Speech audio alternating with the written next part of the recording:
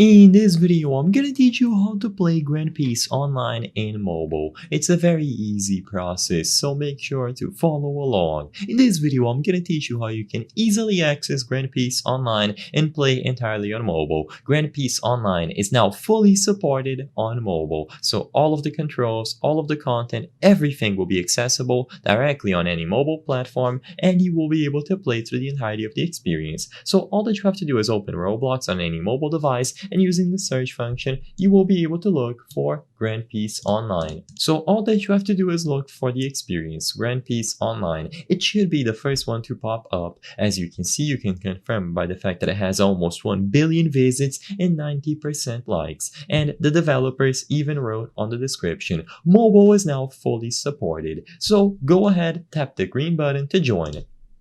Immediately upon joining, you will be good to go to play. So tap on the screen and you will see the main options. You can set sail if you just want to start playing right away, or you can browse through the Universal Hub for more game modes, and then the option to customize your character's appearance and other attributes, and then join private servers if you want to play alone or between you and your friends. If you tap set sail, you will connect into a random server and you are ready to start. So you will see all of the options around the screen as certain buttons. You can see your attributes at the bottom left, and as you can see, this is how the interface looks. So you can still use shift block by tapping that option there. You can dash, you can evade.